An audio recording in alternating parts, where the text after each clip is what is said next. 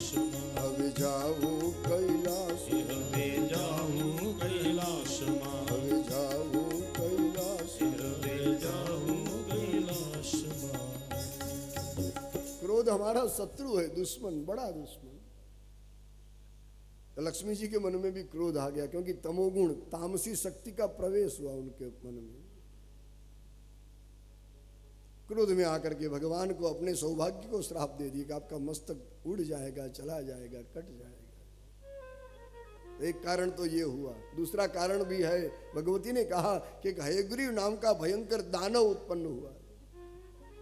उस दानव ने 1000 वर्ष तक भगवती की आराधना की, एक मंत्र ह्रीम का जप किया, माया बीज का। माया बीज नवारण मंत्र का ये दूसरा बीज है, ह्रीम, जिसको देवी भागवत में देवी प्रणव कहा गया है। वेदों में ओमकार का जितना महत्व, उतना ही महत्व देवी भागवत में ह्रीम का है। शक्ति शास्त्रों में ह्रीम देवी प्रणव है। ह्रीम में भी हकार है, रकार है, इकार है, ऊपर बिंदु है। जैसे ओमकार में अकार, उकार, मकार और अर्ध मात्रा और बिंदु मिलकर के ओमकार बनता है, उसी तरह ह्रींकार में भी हकार, रकार, इकार, ऊपर बिंदु जब चढ़ाइए तब ह्रीम बनता है। देवी प्रणव इसको कहा जाता है। हयग्रीव असुर ने 1000 वर्ष तक निराहार रह कर करके मेरी माँ की आराधना की, बड़ा तप किया, उग्र तप। राक्षसों ने भी बहुत तप किया, मगर यह तप तामसी है, सात्विक तप नहीं है। तप का 3 प्रकार गीता जी में प्रभु ने बताया, सात्विक तप, राजस तप, तामस तप।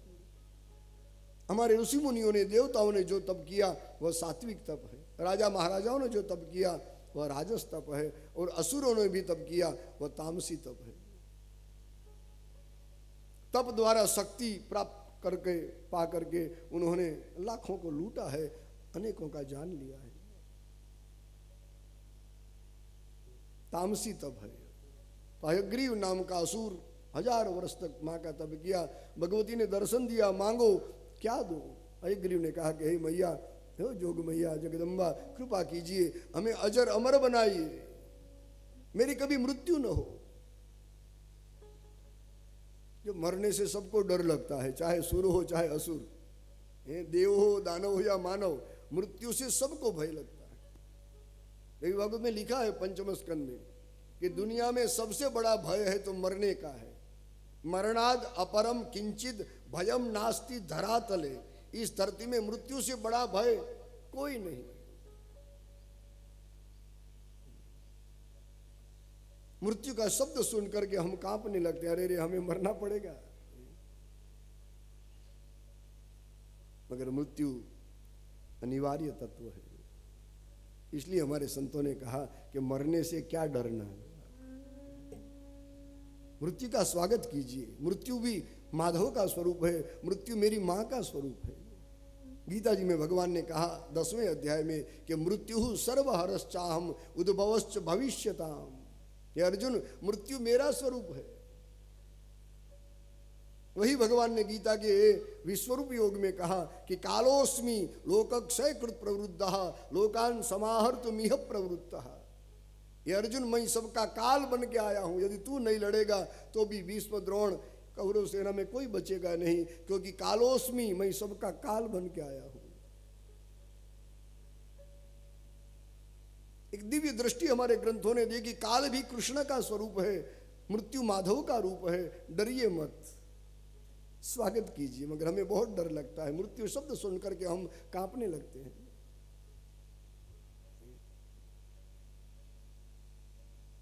मरणाद अपरम किंचित भयन नास्ति धरातले, ऐसा लिखा देवी भागवत में। हयग्रीव ने मांगा कि माँ हमें अमर बनाइए। भगवती ने कहा कि ऐसा तो हो ही नहीं सकता, क्योंकि अमर इस जगत में कोई है ही नहीं। और भगवती ने एक सुंदर सिद्धांत बताया। यह सिद्धांत गीता के 2 अध्याय में प्रभु ने भी बताया।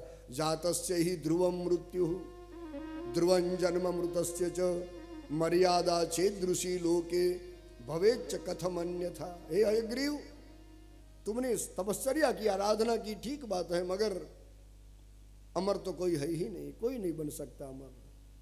यह जगत का सिद्धांत है। जातस्य ही ध्रुवो मृत्यु ध्रुवं जन्म मृतस्य च। जिसका जन्म होता है उसकी मृत्यु ध्रुव है, निश्चित है। इच्छा न होते हुए भी एक दिन मरना पड़ेगा, इस काया को छोड़ना पड़ेगा। काया रूपी पिंजर छोड़ करके हंस उड़ जाएगा। तो जातस्य ही ध्रुवो मृत्यु, जिसने जन्म धारण किया मृत्यु ध्रुव है, निश्चित है। और जिसका जन्म, जिसकी मृत्यु हुई उसका जन्म भी निश्चित है। ध्रुवं जन्म मृतस्य च, तो जन्म के बाद मृत्यु, मृत्यु के बाद जन्म, यह चक्र घूमता रहता है। यह एक मर्यादा है, इस मर्यादा को कोई नहीं तोड़ सकता। भगवती ने कहा कि मैं भी इस मर्यादा को नहीं तोड़ सकती। हयग्रीव, मैं अमर तुझे नहीं बना सकती, दूसरा कुछ मांगो। हयग्रीव ने मांगा, ठीक है मैया, हमें ऐसा वरदान दीजिए कि जब भी हमारी मृत्यु हो कोई हयग्रीव से हो, जिसकी ग्रीवा हय जैसी हो, जिसका कंठ, हय माने घोड़ा, अश्व, कोई देव कोई मनुष्य हमें मार न सके, मगर एक अद्भुत ऐसा विचित्र रूप हयग्रीव, घोड़े की डोक वाला कोई प्रगटे, तभी मेरी मृत्यु होगी। भगवती ने वरदान दे दिया, तथास्तु कहा भी। तो हयग्रीव ने तीनों भुवन में हाहाकार मचा दिया, क्योंकि राक्षस था, असुर है, तामसी स्वभाव है। हयग्रीव ने किसी की सेवा नहीं की, लाखों को लूटा है। आज भगवती ने कहा कि यह दूसरा कारण है, हयग्रीव का त्रास त्रिभुवन में बढ़ रहा है, अब उसको मारना पड़ेगा। इसलिए भी कि भगवान का यह मस्तक गया है, मैं प्रभु को हयग्रीव बनाऊंगी।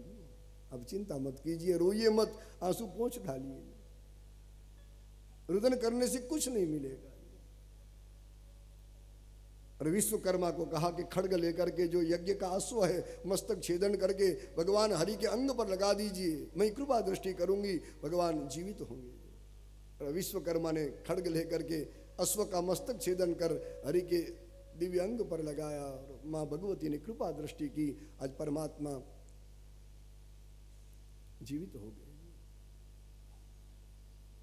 शरीर चतुर्भुज है, मगर भगवान के श्री अंग पर मस्तक अश्व का लगाया। आज भगवान हरि हयग्रीव बन गए। बोलिए हयग्रीव भगवान की जय, करुणामयी मात की जय। मां ने करुणा की और भगवान को एक नए अवतार में इस तरह खड़ा कर दिया। शरीर चतुर्भुज था, घनश्याम मंगलमय, मगर मस्तक हय का है। हरि हयग्रीव बन गए, अश्वशिरा।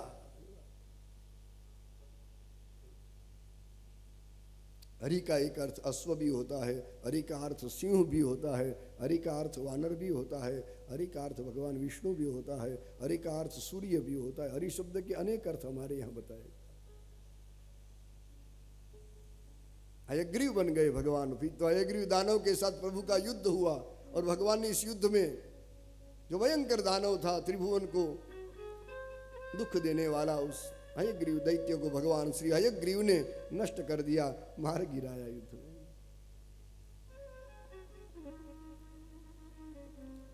चौदह भुवन में भगवान का यश छा गया। इस तरह हरि का जो हयग्रीव अवतार का वर्णन देवी भागवत में बताया गया।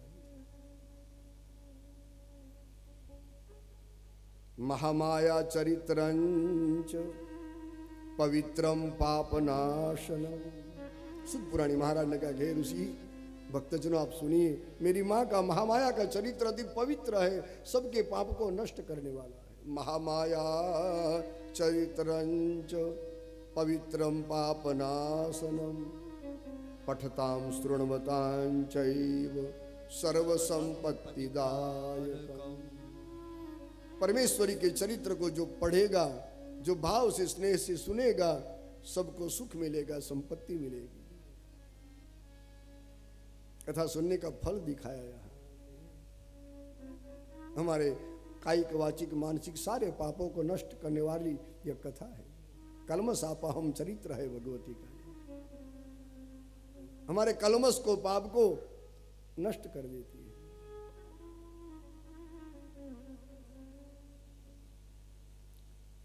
ऋषियों ने पूछा, सूत महाराज आपने बड़ी सुंदर कथा भगवान की बताई हरिगिरि प्रभु की कथा हमने सुनी, हमारे हृदय में हर्ष हुआ है। आगे की कथा सुनाइए। आगे के चरित्र में मधु कैटभ की कथा सुनाते हैं। चंडी पाठ आपने पढ़ा होगा, सप्तशती के प्रथम अध्याय में यह कथा आती है।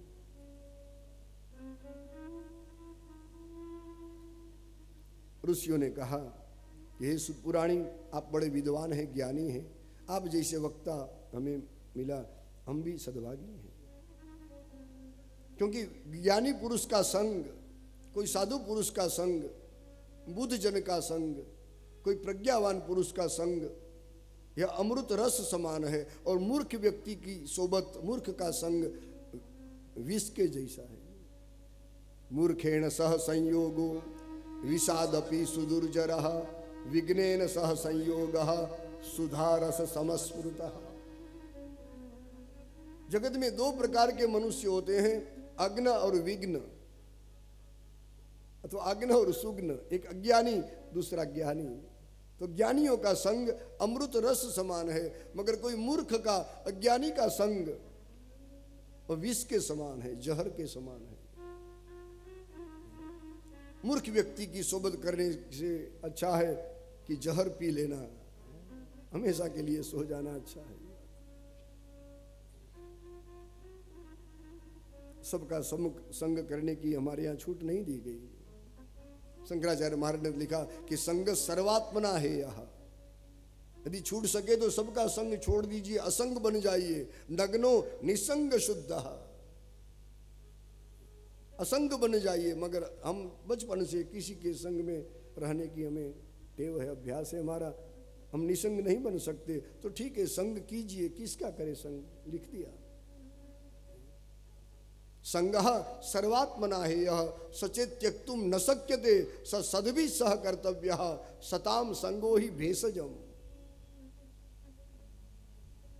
यदि संग न छूटे तो कोई बात नहीं, संग कीजिए, मगर किसका, तो सद्भिः सह कर्तव्यः, सत्पुरुष का, संतों का संग कीजिए। क्योंकि संतों का संग भवरोग का भेषज है, औषधि है।